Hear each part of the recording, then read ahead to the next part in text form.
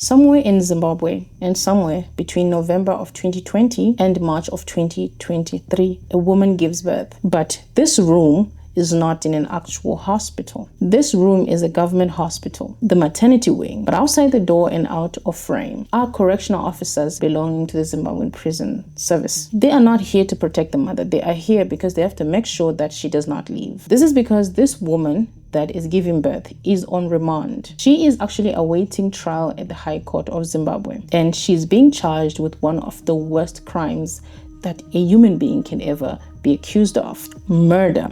And not just murder, but murder of 4 people. Not just people, 4 children, her own children. This is Imelda Marizani, and the child that she has just given birth to is her 5th after murdering 4 of her own children in November of 2020. And by the time the judge handed her sentence, a lot of people really believed that she deserved the death sentence, although it is impossible because of our constitution. My name is Adlene and welcome to my Yap session. I know I just relapsed, okay? I promise that I would never make a crime video again, but I have to because this one has a lot of lessons that I feel like we need to talk about. So welcome to my Yap session, and if this is your first time, please click the subscribe button and the bell so that you can be alerted every single time I upload a video. So let's get right into it. So this story begins like a lot of Zimbabwean marriages. It starts with nothing. 2 people decide that they're in love and they decide that they need to stay together. So they get married and start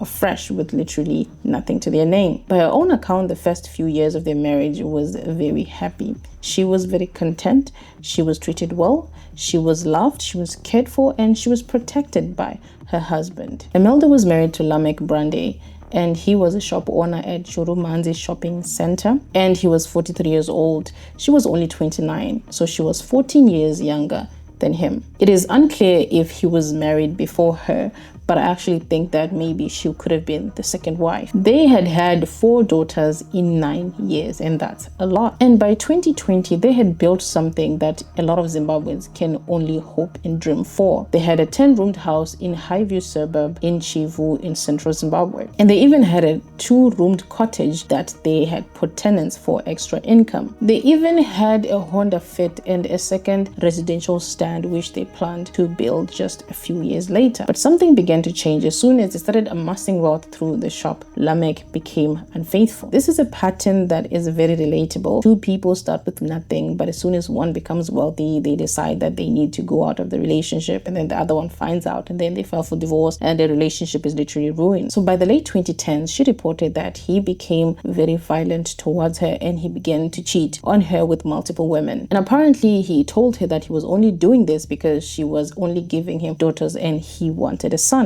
And this is quite common in traditional families right here in Zimbabwe, where people demand sons if the woman does not give birth to sons. Sometimes men can feel the need to go outside of the relationship to try for boys. And sometimes in the 2020s, she discovered one of his girlfriends, and she was named Chelsea Bepete. And apparently during that confrontation, she discovered that this woman was pregnant, and she was not just pregnant, but she was pregnant with a boy. And apparently during this confrontation, Chelsea is said to have said something very cruel to Imelda. She said that you're no longer loved because you failed to deliver a son. This broke Imelda's heart, and that night she confronted her husband, and they had such a big fight that relatives had to intervene. The relatives are said to have counseled them and listened to both sides. They had attempted to broker peace, but then they sent the couple to the very same house. And this is said to have been on the 10th of November in the year 2020. And the very next morning was the 11th. So I'm going to attempt to walk stage by stage so that you see exactly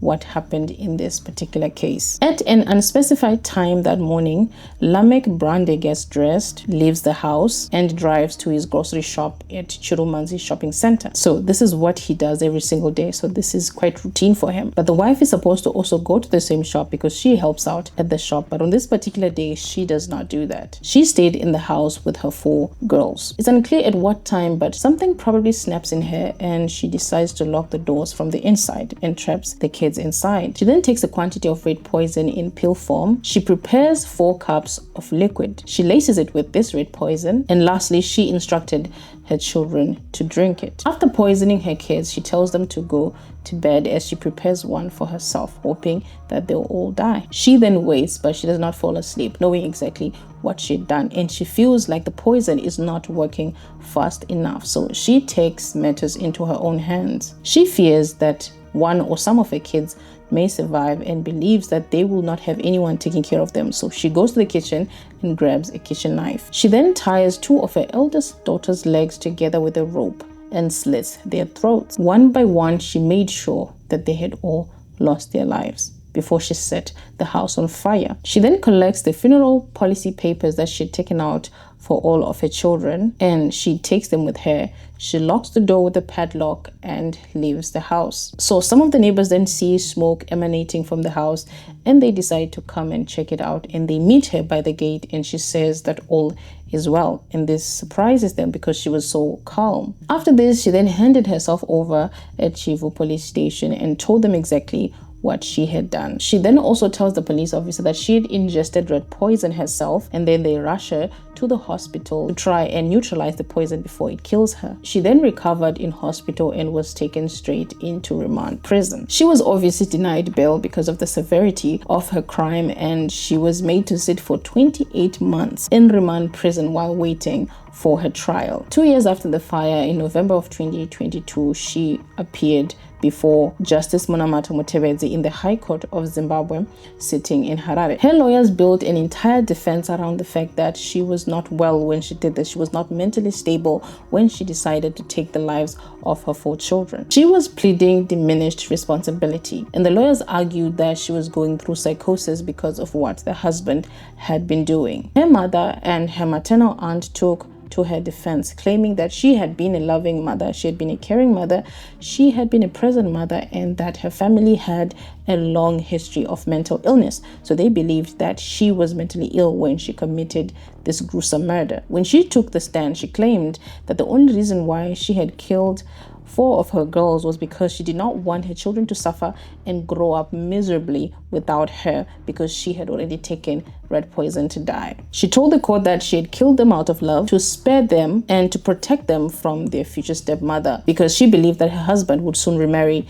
the moment that she dies. Her defense team had claimed mental illness, but when the state psychiatrist examined her, he concluded that she was of stable mind when she committed this crime. She was not going through any psychosis. And because of this, on the 17th of March in the year 2023, Justice Munamato Mutebedzi convicted Emilda Marizani on 4 counts of murder. According to him, she failed to prove on balance of probabilities that she was mentally disordered at the time she killed her children. And a week later, on the 24th of March in the year 2023, the same judge handed her sentence, and she was sentenced to 4 life terms, 1 life for each child that she had killed. But the judge also said something about the husband, Lamek Brande. He said that a married man who shamelessly hops from one woman to another and engages in multiple intimate relationships in the manner that Lamek did does not only hurt his spouse, but also hurts his children and many other innocent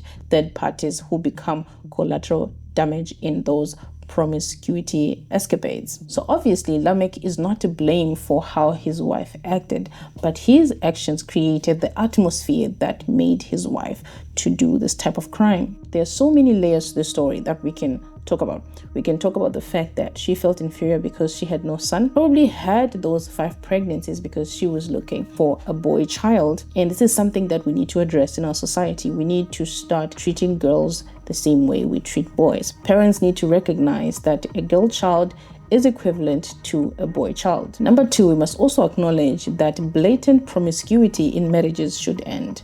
If people want to move on, they should end their relationship and then move on, instead of creating such a chaotic environment in the home by hopping from one bed to the other while they're still married. Number 3, we need to acknowledge that Imelda is not a victim here. Imelda actively decided to end her own children's life and her own life just because a man was seeing other women, which is something that is unacceptable. She could not accept defeat. She could not accept that she was no longer wanted. She should have accepted and moved on with her life instead of trying to force this man to love her. And because of this, she did a cruel thing. She did one of the worst things a mother can ever do, that is end the lives of the kids that she gave birth to. Number 4, we need to talk about the baby that was born in prison.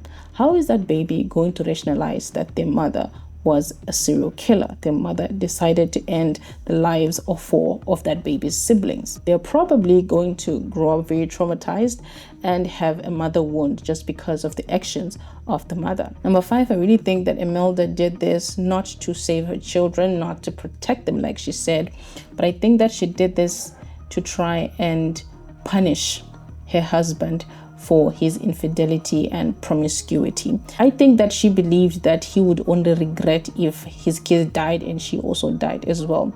There are a lot of women that have this mentality that they can punish men by, hurting the kids. If she had accepted this, moved on with her life, she would probably be enjoying life now, maybe even with a new partner. She did not need to do this. The bottom line is you need to accept when a man no longer wants you, or you need to accept when your partner wants to move on. Infidelity to me is not a valid reason to harm your own children, to kill your own children. For me, I feel like she deserved what she got because there was no need for her to gruesomely end the precious life of her kids in that manner just because a man was committing adultery. My name is Edlene, and thank you so much for watching this video. See you in the next one.